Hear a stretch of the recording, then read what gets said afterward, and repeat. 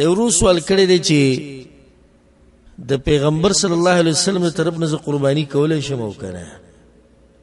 الجواب، بعض خلک په دې سوچ کړي چې د پیغمبر د طرف نه زه قرباني کولی شم او که نه، بعض وایي چې د هغه د طرف نه عمره کولی شم او که نه، بعض وایي د هغه دپاره نفلي لمونځونه کولی شم او که نه.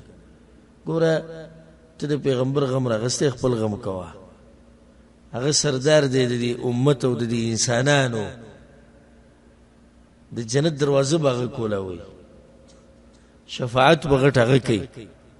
ته خپل غم کوه، بل بغیر د دې نه چې ته د هغه د طرف نه قرباني وکړي یا عمره وکړي، ته چې د قرباني کې عمره کې هغه پکې شریک ته به ثواب کړي.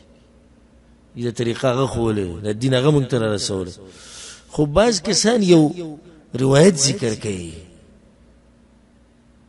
ځکه موږ تاسو د علماو سره کښېنئ، یعنې ښه حدیث به راته بیان کړي، سند به راته بیان کړي، بیا به ورته غلبه نه چې یاره څه ووایو مولیانو ګډوډ کړي. هغه حدیث دا دی امام ترمذي رحمه الله راوړی، امام ابو داود هم راوړی، چې علي رضی الله عنه دا طریقه وه انه کان یضحي بکبشین، هغه به څو ګډانه لالول؟ دوه.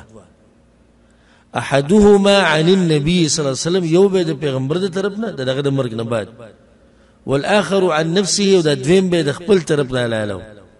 چوتو وي ته دوه ګډانه لري، ویاو امرني به النبي صلى الله عليه وسلم، رسول صلی الله علیه وسلم چې زما د طرف نه کوه.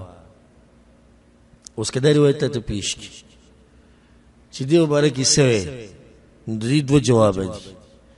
اولنی جواب دا دی چې دا حدیث سندن کمزور دی، په دې کې یو راوی دی په سند کې راځي چې هغه ته ویل کېږي شریک، او دا ضعیف دی. او دویم راوی په دې کې راځي حنش، او دم کمزور دی. دې دوه راویانو د لاسه د دې حدیث سند څه دی؟ کمزور دی. زور یې لګولی دی، وینا حدیث صحیح دی. ورته ووایه تا سره منم وقتي طور چې دا څه دی؟ صحیح دی. بیا تیم مسله نه ثابتېږي. څنګه ته نه ثابتېږي؟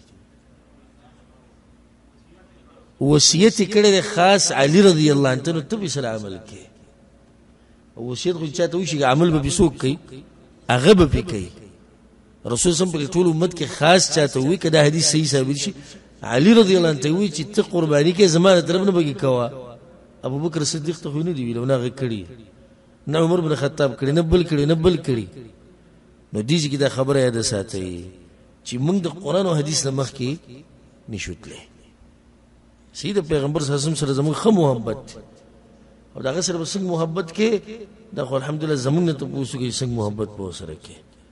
خو دومره ده چې یو ځای کې پالتو محبت دی، او د قرآن او حدیث نه به کې مخکې کېږي، په هغې باندې موږ رد کوو. الحمدلله.